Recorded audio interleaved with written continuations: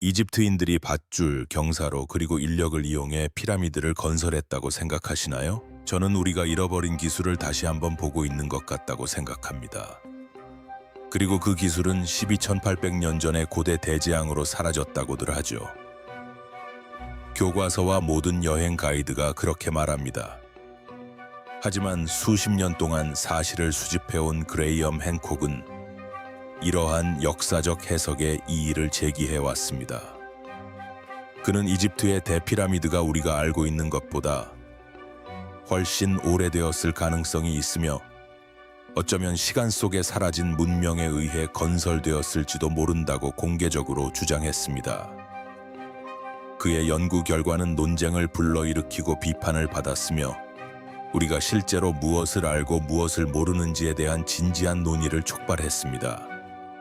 과연 이러한 사실들은 무엇이며 왜 이 문제에 대해 이토록 혼란스러운 걸까요? 진실을 알아낼 방법은 단 하나뿐입니다. 계속 지켜봐 주세요. 그레이엄 행콕의 충격적인 피라미드 이론.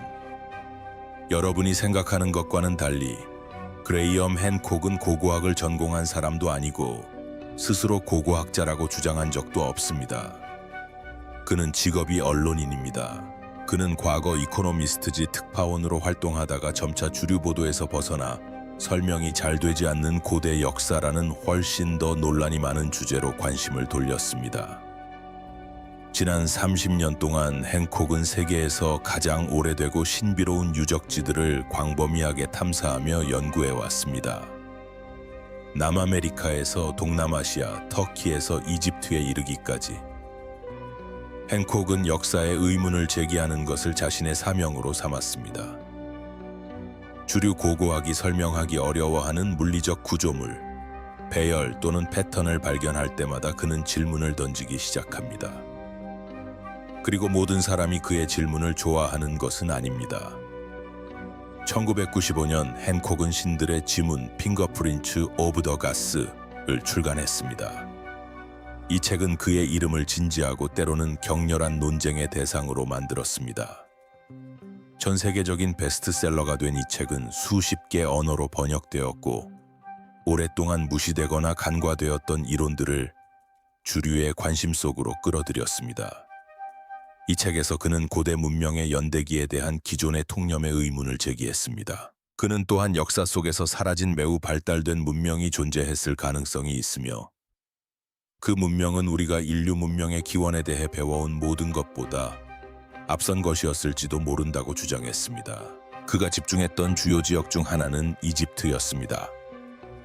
이집트의 피라미드, 특히 기자의 대피라미드는 행콕의 연구에서 중심적인 역할을 했습니다. 그는 수년간 그 건축물들의 크기, 배치, 재료, 그리고 건축 당시의 맥락을 연구했다. 그는 오래된 발굴 기록을 꼼꼼히 살펴보고 엔지니어와 지질학자들과 상의했으며 한두 번이 아니라 여러 번 직접 현장을 걸어 다녔다. 그가 계속해서 발견한 것들은 주류 견해와 잘 맞지 않았습니다. 그리고 그것은 단순한 추측이 아니었습니다.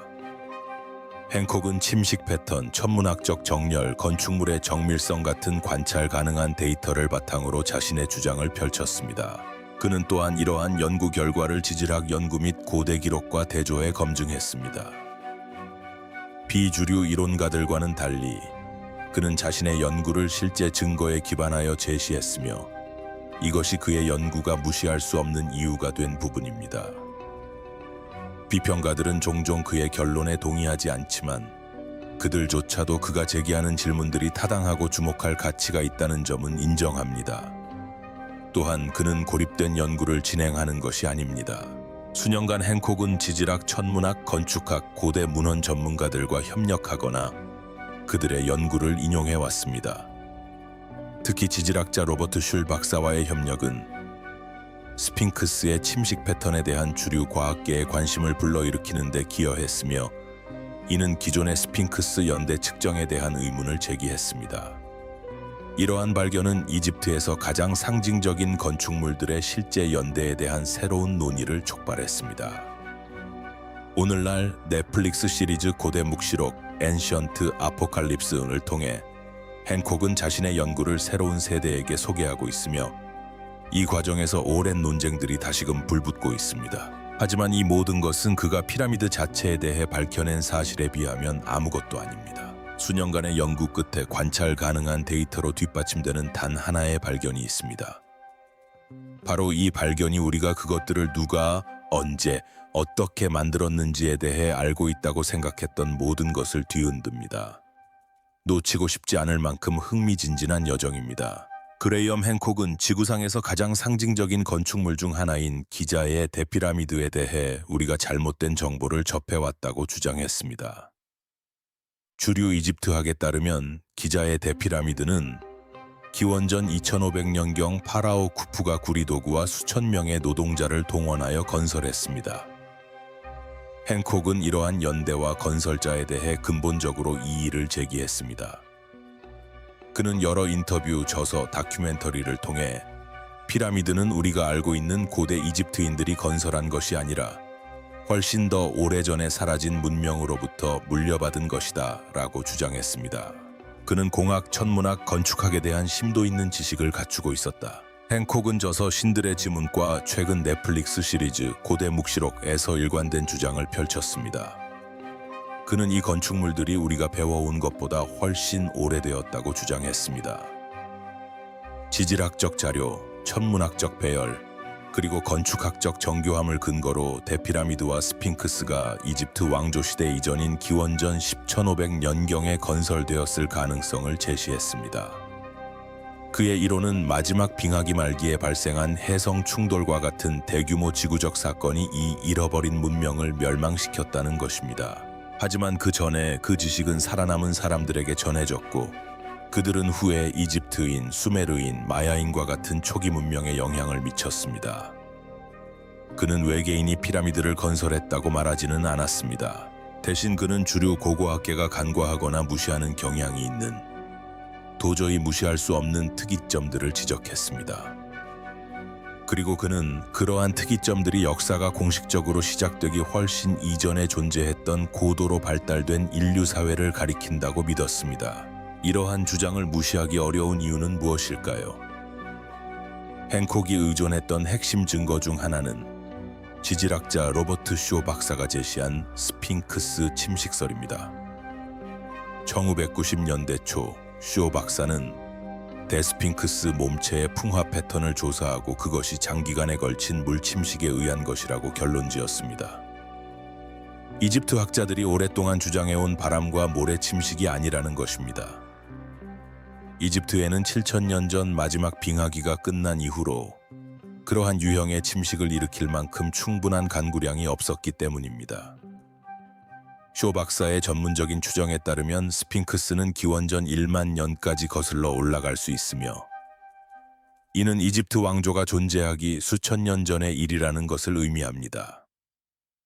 행콕은 이 발견을 받아들이고 널리 알리면서 스핑크스가 이집트보다 오래되었다면 옆에 있는 피라미드들도 마찬가지일 수 있다고 주장했습니다. 다음으로 로버트 보빌이 제안하고 행콕이 많이 인용한 오리온자리 상관관계 이론이 있었습니다. 기자의 새 피라미드 배치가 오리온자리 허리띠의 새 별과 일치한다는 것이었습니다. 일부는 이것이 단순한 우연이라고 주장했지만 행콕은 그 정렬이 너무 정확해서 무시할 수 없다고 지적했습니다. 연구자들은 천문학 소프트웨어를 사용하여 가장 작은 피라미드의 위치까지 포함하여 이 정렬이 하늘과 완벽하게 일치하는 유일한 시기가 기원전 10,500년경이라는 것을 발견했습니다. 이는 스핑크스의 침식 가능성 시기와 같은 시기로 기자 유적지의 기원이 훨씬 더 오래되었음을 다시 한번 시사합니다. 그리고 오늘날 터키에 있는 괴베츠 유적은 고대 이집트 문명보다 훨씬 앞선 문명의 존재를 보여주는 가장 강력한 증거라고 할 수 있습니다. 1990년대에 독일 고고학자 클라우스 슈미트에 의해 발굴된 괴베클레테는 적어도 기원전 9600년경으로 추정되는 거석 유적지입니다.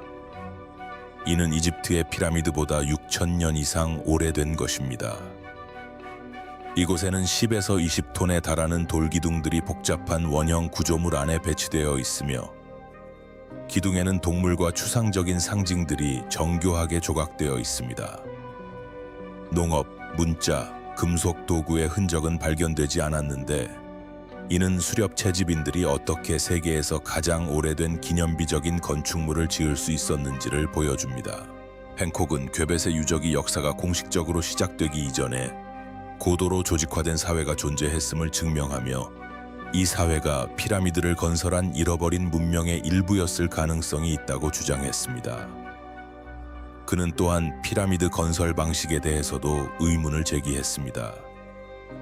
통념에 따르면 고대 이집트인들은 구리끌, 현무암으로 만든 맷돌, 나무 썰매를 사용하여 거대한 석회암과 화강암 덩어리를 조각하고 옮겼습니다. 그러나 헨콕은 현대 엔지니어와 석공들의 의견을 인용하며 구리는 화강암을 효율적으로 절단하기에는 너무 무르다고 지적했습니다. 화강암은 EMO의 경도 척도에서 6에서 7 정도의 경도를 가졌습니다. 구리는 3 정도였습니다. 더 단단한 도구가 없었다면 왕의 방 내부에 사용된 완벽하게 평평하고 매끄러우며 각진 화강암 블록을 그토록 정확하게 절단하는 것은 불가능했을 것입니다. 마지막으로 헨콕은 피라미드 건설에 사용되었다고 추정되는 도구와 기술에 대한 물리적 증거가 부족하다는 점을 강조했습니다. 100년이 넘는 발굴 작업에도 불구하고 고고학자들은 주류 이집트 학계에서 주장하는 건설 방식을 뒷받침할 만큼 충분한 양이나 강도의 구리끌 경사로 도르래를 발견하지 못했습니다. 게다가 피라미드가 건설되었다고 추정되는 당시 이집트에서는 바퀴가 사용되지도 않았다는 사실은 해답보다는 더 많은 의문을 불러일으켰습니다. 이집트 학자들조차도 오늘날까지 답을 찾지 못한 중요한 건축적 세부 사항들이 남아 있습니다. 가장 놀라운 점 중 하나는 블록의 정밀도였습니다. 대피라미드의 밑면은 13에이커에 걸쳐 1인치도 안 되는 오차 범위 내에서 거의 완벽하게 수평을 이루었습니다. 왕의 방에 있는 것과 같은 일부 실내 화강암 기둥은 너무나 정밀하게 절단되어 현대 장비로도 그 정밀도를 따라잡기 어려울 것이라고 엔지니어들은 말했습니다. 이러한 절단 작업은 의도적이고 일관적이며 정확했습니다. 그 다음에는 무게와 물류 문제가 대두되었습니다. 대피라미드, 특히 인근의 계곡 신전과 오사리온에 사용된 일부 석재는 무게가 최대 80톤에 달했습니다. 이 석재들은 아스완과 같은 곳에서 수백 킬로미터 떨어진 곳에서 차해석되었습니다. 사막을 가로질러 운반하고 나일강을 거슬러 올리고 그토록 정확하게 제자리에 설치하기까지의 과정을 기록한 문서는 남아있지 않습니다. 현대의 크레인과 유압 장비를 사용하는 건설팀조차도 오늘날 같은 작업을 하려면 심각한 어려움에 직면했을 것입니다. 하지만 고대 이집트인들은 밧줄, 인력, 그리고 나무 썰매만으로 같은 작업을 해냈다고 전해집니다. 더욱 당혹스러운 점은 피라미드 건설 과정이 일반적인 인간의 학습 곡선을 따르지 않았다는 것입니다. 건축이나 공학에서 초기 프로젝트는 기본적이고 이후 프로젝트는 시간이 지남에 따라 개선되는 것이 일반적입니다. 그러나 이집트에서는 최초의 주요 피라미드인 대피라미드가 가장 발전된 형태였습니다. 이후에 지어진 피라미드들은 더 작고 덜 정교했으며 심지어 무너진 경우도 있었습니다. 만약 건설자들이 시행착오를 거치며 기술을 발전시켜 왔다면 대피라미드는 나중에 만들어졌어야 하지 않을까요? 하지만 시제품 피라미드도 눈에 띄는 시제품도 발전 과정도 없었습니다. 마치 완벽한 상태에서 시작해서 그 지식을 잃어버린 것 같았습니다. 그리고 헨콕과 같은 연구자들에게 가장 답답했던 점은 아마도 관련 기록이 전혀 없다는 사실이었을 것입니다. 고대 이집트인들은 전쟁, 의식, 농업, 천문학, 가족 생활 등 문명의 거의 모든 측면을 돌에 새겨 기록했습니다. 하지만 그들의 가장 위대한 기념물인 쿠프의 건축물에 대해서는 아무것도 남기지 않았습니다. 설계도도 예술가의 묘사도 우리가 이것을 지었다라고 적힌 상형 문자도 없었습니다. 쿠프라는 이름만은 예외였습니다. 윗방에 작은 들보 하나의 문양이 나타났지만 일부 전문가들은 그것이 나중에 추가된 것이라고 생각했습니다. 이것이 피라미드의 건설 시기를 그의 재위 기간으로 추정하는 근거의 전부였습니다.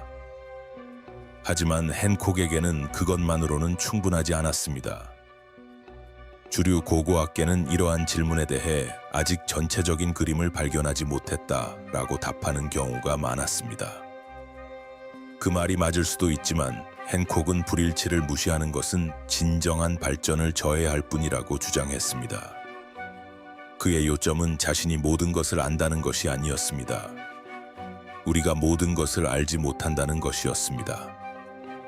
과학에서 모른다라고 말하는 것은 조사의 끝이 아니라 시작이어야 합니다. 따라서 그레이엄 핸콕에 따르면 우리는 피라미드를 누가 지었는지뿐만 아니라 언제, 어떻게, 왜 지어졌는지도 다시 생각해 봐야 합니다. 그는 이 기념물들이 인류 역사에 잊혀진 부분이 남긴 흔적이라고 믿었습니다. 우리가 이제 막 발견하기 시작한 부분 말입니다. 하지만 핸콕의 심오한 이론을 진정으로 이해하려면 많은 사람들이 들어본 적도 없는 세계적인 사건, 즉 이 피라미드와 관련된 역사적 맥락으로 더 거슬러 올라가 보겠습니다. 역사는 우리를 영거 드라이우스 충돌이라는 대재앙적인 사건으로 거슬러 올라갑니다. 이는 결코 변두리 과학이 아닙니다.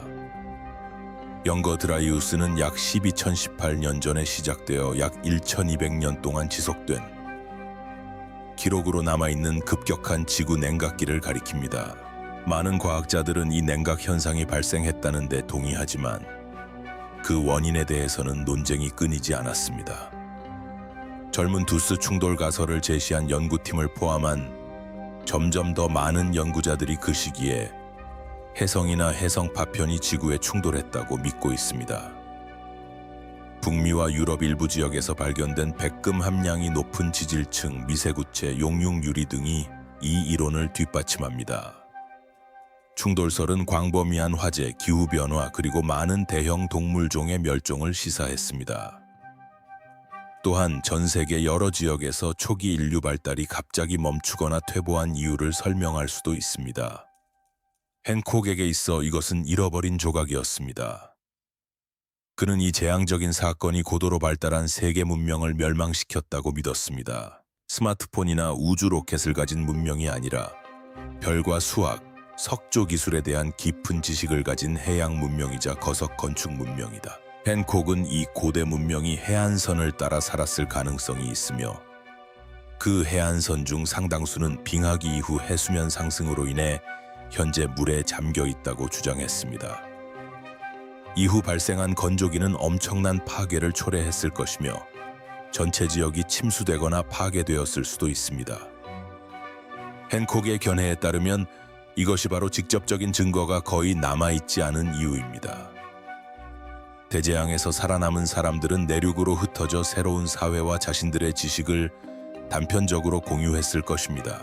그 사회들은 훗날 우리가 문명의 발흥으로 여기는 수메르, 이집트, 인디스 계곡과 같은 문화로 발전했습니다. 그는 피라미드가 이집트 왕조의 발명품이 아니라 사라진 문명으로부터 전해 내려온 유산, 구조물 또는 지식이라고 믿었습니다. 핸콕에 따르면 고대 이집트는 대격변 이전 세계를 기억하는 사람들로부터 신화, 도구, 그리고 건축 양식을 물려받은 일종의 회복 문화로 등장했을지도 모릅니다. 이러한 관점에서 대피라미드는 새로운 시작이 아니라 인류 역사에 잊혀진 한 장에서 남겨진 유물일 수 있습니다. 무덤도 아니고 기념물도 아닌 어쩌면 더 깊은 의미, 메시지, 표식 또는 경고를 담고 있는 무언가였을지도 모릅니다. 그는 또한 고대 신화와 전설, 특히 홍수 이야기와의 연관성을 언급했습니다. 핸콕은 거의 모든 고대 문화에 어떤 형태로든 홍수 신화가 존재했다고 지적했습니다. 수메르인들에게는 제우스 신이 있었습니다. 바빌로니아인들에게는 우트나피쉬팀이 있었고 히브리인들에게는 노아가 있었으며 그리스인들에게는 두칼론이 있었고 힌두교인들에게는 마누가 있었다. 이들은 완전히 동일하지는 않았지만 공통된 패턴을 보였다. 선진적인 집단이나 선택받은 집단이 임박한 재앙에 대한 경고를 받고 지식이나 생명을 보존했다는 것이다. 핸콕에게 있어 이것들은 단순한 은유가 아니었다. 그는 그것들이 인류 발전의 한 장을 거의 지워버릴 뻔한 지구적 재앙과 같은 실제 사건에 대한 왜곡된 기억이라고 믿었다. 행콕이 자주 언급했던 또 다른 주제는 플라톤의 아틀란티스 이야기였다. 기원전 360년에 쓰인 플라톤의 글에서 아틀란티스는 단 하루 밤낮에 불행한 자연재해로 파괴된 고도로 발달한 해양 문명으로 묘사되었다. 주류 학자들은 이 이야기를 우화나 철학적 허구로 보지만 행콕은 다르게 해석했다. 그는 플라톤이 이집트 사제들을 통해 그리스 철학자들에게 전해 내려온 실제로 존재했던 잃어버린 문명에 대한 기억을 언급했을지도 모른다고 믿었다. 그는 아틀란티스의 시기, 묘사, 그리고 갑작스러운 파괴가 비교적 최근의 대격변과 정확히 맞아떨어진다고 주장했다. 행콕의 관점에서 보면 대피라미드는 대격변 이전에 건설되어 후대에 보존된 고대 세계의 산물일지도 모른다. 만약 이 이론이 사실이라면 인류의 역사는 현재 추정치인 약 4,500년보다 훨씬 더 오래되었을 것입니다. 또한 초기 인류 역사를 바라보는 관점을 완전히 바꿔놓을 것입니다. 원시 부족에서 현대 문명으로 이어지는 직선적인 발전 과정을 가정하는 대신 행콕의 이론은 인류 지식의 흥망성쇠와 재탄생이라는 순환 과정을 제시합니다. 이러한 해석에 따르면 피라미드만이 전부는 아닙니다. 터키의 괭베클레 테페나 미크로네시아의 난 모델과 같은 세계 곳곳의 거석 구조물들도 사라진 문명의 잔재일 수 있습니다. 예를 들어 괭베클레 테페는 기원전 약 9600년경으로 추정되는데 이는 당시 알려진 인류 문명의 경계를 넘어서는 것입니다. 하지만 그 복잡한 설계와 정교한 석조 기술은 단순한 수렵 채집인 이상의 지능을 시사합니다. 행콕은 이것이 예외적인 현상이 아니라 고대인들이 우리가 생각했던 것보다 훨씬 더 발전된 문명을 지녔다는 증거라고 주장했습니다. 그는 또한 우리가 역사의 일부를 놓치고 있다는 점을 강조했습니다. 증거가 없어서가 아니라 특정 연대기에 맞지 않는 것은 무엇이든 무시하도록 길들여졌기 때문이라는 것입니다. 행콕은 우리가 모든 해답을 가지고 있다고 말한 것이 아닙니다. 그는 우리가 더 어려운 질문을 던질 용의가 있어야 한다고 말한 것입니다. 더 깊이 생각해보면 만약 행콕의 말이 맞다면 어떨까요? 행콕의 이론이 부분적으로라도 옳다면 초기 인류 역사에 대해 우리가 알고 있는 모든 것을 재평가해야 한다는 것을 의미합니다. 첫째, 기존의 기술 발전 연대기에 의문이 제기될 것입니다. 석기 소규모 부족 정착지 그리고 점진적인 발전이라는 설명은 더 이상 유일한 설명이 아닐 것입니다. 오히려 이는 현재의 모델이 예측하는 시기보다 훨씬 앞선 건축, 천문학, 공학 지식을 갖춘 초기 문명이 존재했음을 시사합니다. 이는 피라미드 자체에 대한 해석도 새롭게 합니다. 만약 이집트 대피라미드와 다른 피라미드들이 이집트보다 앞선 문명에 의해 건설되었다면 그것들은 단순한 무덤이 아닐 수도 있습니다. 기하학, 측정, 그리고 방향에 암호화된 메시지일지도 모릅니다. 피라미드의 크기가 지구 곡률과 관련이 있다는 점, 방위와 놀라울 정도로 정확하게 일치한다는 점, 그리고 파이파이나 황금비 같은 수학 상수들을 포함하고 있다는 점 등은 행콕을 비롯한 여러 학자들이 이 구조물이 더 깊은 의미를 지니고 있으며 고대 과학의 유산일 수 있다고 주장하는 근거로 삼아온 것들입니다. 더 나아가 이는 아직 발견되지 않은 유적지가 훨씬 더 많을 가능성을 열어줍니다. 빙하기 이후 해수면이 급격히 상승했다면 고대 해안선을 따라 수많은 유적들이 물속에 잠겨 있을 수 있기 때문입니다. 인도, 쿠바, 일본 해안에서 실시된 해저 탐사 결과 일부 연구자들은 수백 피트 수심 아래에 잠겨 있는 것으로 추정되는 인공 구조물이 발견되었다고 보고 있습니다. 만약 이 구조물들이 사실로 확인된다면 기존의 역사적 서술의 도전장을 내밀고 초기 문명이 기존에 알려진 것보다 훨씬 복잡했다는 주장을 뒷받침할 것입니다. 현대 문명을 느리고 꾸준한 발전의 정점으로 보는 대신 오히려 더 오래된 무언가의 연속 혹은 재발견으로 바라보게 될지도 모릅니다. 행콕은 인류가 기억 상실증에 걸린 종이라고 자주 말해왔습니다. 만약 피라미드가 정말로 잊혀진 시대의 유물이라면 그 진정한 기원을 밝히는 것은 잃어버린 지식뿐 아니라 우리 자신의 정체성과 잠재력에 대한 더 명확한 이해를 되찾는 데 도움이 될 수 있을 것입니다. 하지만 이러한 생각은 보편적으로 받아들여지는 것은 아니며 많은 주류 학자들은 여전히 핸콕의 해석을 비판하고 있습니다. 하지만 그의 업적이 옳든 그르든 간에 고대사에 대한 대중의 관심을 다시 불러일으키고 오래된 증거에 대한 새로운 검토를 촉진했으며 기존 모델로는 완전히 답할 수 없었던 어려운 질문들을 제기하게 했습니다. 그리고 바로 그 점만으로도 그의 공헌은 의미 있는 것입니다. 회의적인 시각 속에서도 핸콕의 이론은 논의를 진전시키는 데 기여했다. 학자들은 새로운 기술로 유적지를 재조사하고 오랫동안 유지되어 온 가정의 의문을 제기하며 한때 불가능해 보였던 연대기를 고려하고 있습니다. 그런 의미에서 그의 영향력은 고고학을 넘어 과학 철학 자체에까지 미칩니다. 우리는 무엇을 지식으로 받아들이는가? 누가 역사적 서술을 통제하는가? 그리고 새로운 증거가 우리가 오랫동안 진실이라고 믿어왔던 것에 도전할 때 무슨 일이 일어나는가? 핸콕은 이러한 질문들을 제기하며 역사에 대한 더 심층적인 탐구를 촉구했습니다. 핸콕의 이러한 생각들은 흥미롭지만 여러 비판과 반대에 직면하기도 했습니다. 그 이유를 알면 깜짝 놀라실 겁니다. 반대와 비판. 주류 고고학계는 그레이엄 핸콕의 이론, 특히 이집트 피라미드의 기원과 사라진 고대 문명에 대한 이론에 대해 주저없이 반발해왔습니다. 저명한 이집트 학자, 고고학자 및 학술 기관들은 그의 주장을 유사과학이라고 일축하며 검증 가능한 확실한 데이터보다는 추측에 크게 의존하고 있다고 비판해왔습니다. 이들 학자들에 따르면 메소포타미아, 이집트, 인디스 계곡과 같은 알려진 고대 문명 이전에 기술적으로 발전된 사회가 존재했다는 직접적인 증거는 없습니다. 그들의 관점에서 피라미드는 핸콕이 주장하는 것처럼 사라진 세계 사회의 잔재가 아니라 수천 년에 걸친 건축 진화, 문화 발전, 그리고 인간 노동의 정점이다. 비평가들은 핸콕이 자신의 주장에 부합하는 자료만 선별적으로 인용하고 이미 확립된 고고학적 기록은 무시하거나 경시한다고 주장합니다. 그들은 스핑크스의 침식 패턴, 피라미드와 오리온 자리의 정렬, 또는 고대 건축물의 천문학적 의미가 흥미로울 수는 있지만 그 자체로는 이집트 이전에 고도로 발달된 문명이 존재했다는 결정적인 증거는 아니라고 지적합니다. 그들의 평가에 따르면 이러한 특징들은 당시 알려진 역사, 기존 공학 지식, 그리고 문화적 신념의 범위 내에서 설명될 수 있습니다. 더욱이 그들은 특별한 주장은 특별한 증거를 요구하며 핸콕은 그러한 수준의 증거를 제시하지 못했다고 강조합니다.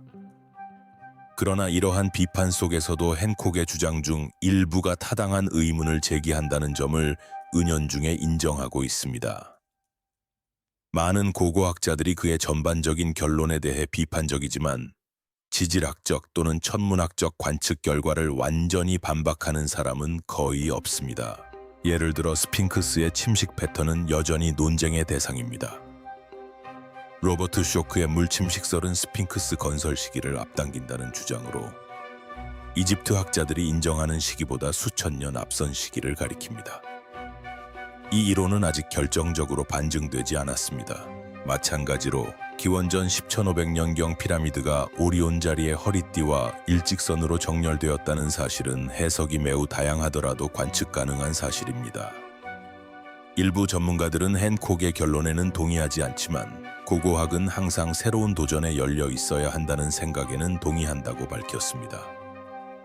이는 모든 대안 이론을 액면 그대로 받아들여야 한다는 의미가 아니라 과학은 새로운 증거나 방법이 등장함에 따라 가정을 재검토하고 데이터를 재검토함으로써 발전한다는 것을 의미합니다. 여러 학자들은 특히 대피라미드의 건설 방식에 관해 역사적 기록에 공백이 있음을 인정했습니다. 건설 과정에 대한 기록은 물론 당시로서는 원시적인 도구로 어떻게 그토록 정교한 건축이 가능했는지에 대한 기록도 전무합니다. 이러한 공백은 대중 담론에서 종종 경시되지만 여전히 지속적인 연구 주제로 남아 있습니다. 이처럼 핸콕의 이론은 과학적 탐구의 본질에 대한 더 큰 논의를 촉발했습니다. 주류에서 벗어난 이론이라고 해서 현재의 모델에 부합하지 않는다는 이유만으로 배척해야 할까요? 아니면 우리가 알고 있다고 생각하는 것의 타당성을 검증할 기회로 여겨야 할까요? 이러한 질문들은 핸콕의 연구를 둘러싼 논쟁의 핵심입니다. 많은 전문가들이 그의 결론에 이의를 제기하는 한편 대중의 비판 속에서 자신들의 기존 가정들을 재검토할 수밖에 없게 되었습니다. 그 자체로 발전의 신호입니다. 그레이엄 핸콕의 다큐멘터리 고대 묵시록 엔션트 아포칼립스 이 2022년 11월 넷플릭스에서 공개되자마자 플랫폼에서 가장 화제가 된 다큐멘터리 중 하나가 되었습니다. 8부작으로 방영된 이 프로그램은 수백만 명의 시청자에게 핸콕이 오랫동안 주장해온 잊혀진 고도로 발달한 문명이 약 12,000년 전 지구적 대재앙으로 멸망했고 그 지식의 잔재가 피라미드와 같은 기념물에 남아있다는 이론을 소개했습니다. 시청자들이 이 이론에 동의하든 안 하든 모두들 매료되었습니다. 이 프로그램은 여러 국가에서 시청률 10위권에 진입했고 레디스 게시판과 유튜브 분석 영상부터 역사 포럼 토론, 틱톡 설명 영상에 이르기까지 온라인상에서 엄청난 논쟁을 불러일으켰습니다. 많은 사람들에게 이 프로그램은 학교에서 배운 것과는 완전히 다른 인류 역사의 관점을 처음 접하는 경험이었습니다. 시청자들은 이 시리즈를 통해 전통적인 연대기, 주류 고고학의 역할, 심지어 지식의 검증 방식까지 재고하게 되었습니다. 이 쇼의 가장 중요한 영향 중 하나는 세대를 초월하여 공감을 불러일으켰다는 점입니다. 젊은 관객들은 이를 기존 관념에 도전하는 신선한 관점으로 받아들였고 나이든 관객들은 고대 건축물의 기원에 대한 오랜 궁금증에 목소리를 내준 방식에 공감했다. 핸콕의 이론을 믿든 안 믿든 사람들은 이전에 당연하게 여겼던 역사적 서술들을 재검토하게 되었다. 그러나 학계는 강한 반발을 보였다. 저명한 고고학자들은 해당 프로그램의 표현 방식을 비판하며 과학적 합의를 왜곡하고 개방적인 사고방식과 학문적 교리 사이에 잘못된 이분법을 만들어냈다고 주장했습니다.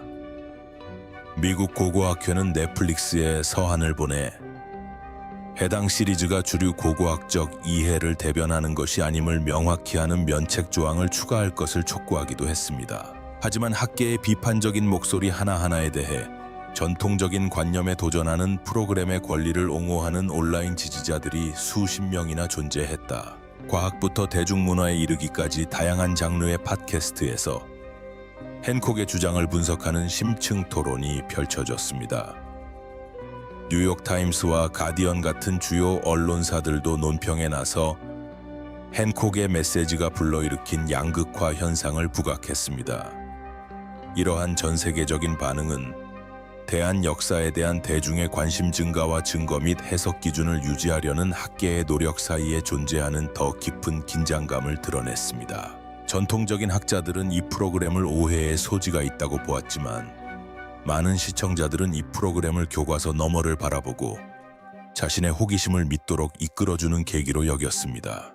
논쟁은 단순히 피라미드와 연대표에 관한 것을 넘어 누가 과거에 대한 우리의 이해를 형성할 권리가 있는가에 대한 문제로 번졌다. 핸콕은 교실, 거실 그리고 소셜미디어에서 누구도 닫을 수 없는 문을 열었다. 그리고 그렇게 함으로써 그는 자신이 말한 모든 것이 사실임을 증명한 것이 아니라 논쟁이 이미 해결되었다는 전제에 도전함으로써 대화의 방향을 바꾸었다. 그것만으로도 문명의 시작을 이미 알고 있다고 생각했던 세상을 충격에 빠뜨리기에 충분했습니다. 그런데 과연 그레이엄 핸콕은 누구일까요? 그리고 그는 이 모든 것에 대해 무엇을 말하려 할까요? 그레이엄 핸콕이라는 사람. 그는 고고학자가 아닌 언론인으로 전문 경력을 시작했습니다. 더럼 대학교에서 사회학을 전공하고 1973년에 우등으로 졸업했습니다. 이후 그는 주류 언론계에 진출하여 이코노미스트와 선데이 타임스 같은 주요 언론사에 글을 썼습니다. 그의 기사는 주로 아프리카의 경제 및 정치 문제에 초점을 맞추었으며 1980년대에는 에티오피아의 기근과 국제 구호 활동을 취재하는 데 많은 시간을 할애했습니다. 또한 이코노미스트의 동아프리카 특파원으로 활동하며 전쟁 지역부터 인도주의적 위기에 이르기까지 다양한 문제를 다루었습니다. 그의 초기 저술은 고대사나 고고학과는 거의 관련이 없었습니다. 그의 경력은 1990년대에 극적으로 전환되었습니다. 언약궤 전설을 탐구하는 에티오피아 관련 저서인 표징과 인장 1992을 집필하면서 헨콕은 기존의 역사적 연대기에 의문을 품기 시작했습니다. 그 책의 상업적 성공은 그에게 주류 학자들이 간과했거나 무시했다고 생각하는 고대 역사의 다른 미스터리를 탐구하도록 영감을 주었다. 1995년 신들의 지문 핑거프린츠 오브 더 가스를 출간할 무렵 헨콕은 대한 역사 분야로 완전히 전향해 있었다.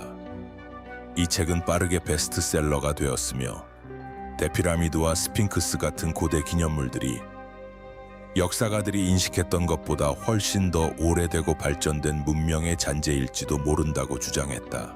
바로 이 저서가 그를 기존 고고학에 도전하는 인물로 대중적인 이미지에 확고히 자리매김하게 했다. 헨콕은 스스로를 고고학자라고 주장한 적이 없으며 청중들에게도 이 점을 자주 강조합니다. 그는 전쟁 보도에서 활용했던 것과 같은 기법을 적용하여 모순점을 찾아내고 증거를 추적하며 권위에 의문을 제기하는 탐사 저널리스트로서 자신을 소개합니다. 조 로건과의 인터뷰를 비롯한 여러 인터뷰와 자신의 다큐멘터리에서 그는 특히 인류의 과거와 관련된 불편한 질문을 제기하는 것이 자신의 의무라고 밝혔습니다. 헨콕은 스스로를 절대적인 권위자로 내세우기보다는 학계의 이단아로 묘사하며 전통적인 기관들의 경직되고 무시하는 태도를 공개적으로 비판합니다. 그에 대한 반발에 대해서는 소셜미디어와 저서를 통해 정면으로 대응해 왔습니다. 그는 비판자들이 자신의 연구를 왜곡하거나 실제 증거를 외면하는 경우가 많다고 주장합니다. 또한 학계의 반응은 더 근본적인 문제를 드러낸다고 지적합니다. 그는 대안적인 관점을 억압하는 게이트키핑 문화가 존재한다고 주장합니다. 그는 특히 자신의 고대 묵시록 시리즈가 받은 반발에 대해 목소리를 높여왔는데 학자들의 강한 부정적 반응이 오히려 대중의 관심을 증폭시켰다고 주장했다. 비평가들이 그의 결론에 계속해서 이의를 제기하는 가운데 헨콕은 자신의 목표가 주류 역사학을 대체하는 것이 아니라 담론을 확장하는 것이라고 강조한다. 헨콕의 이론을 더 자세히 조사하는 것이 좋은 생각이라고 생각하시나요? 댓글로 여러분의 생각을 알려주세요. 이 영상이 마음에 드셨다면 구독, 좋아요, 공유 부탁드립니다. 앞으로 더 흥미로운 콘텐츠를 많이 보실 수 있습니다. 다음 영상에서 뵙겠습니다.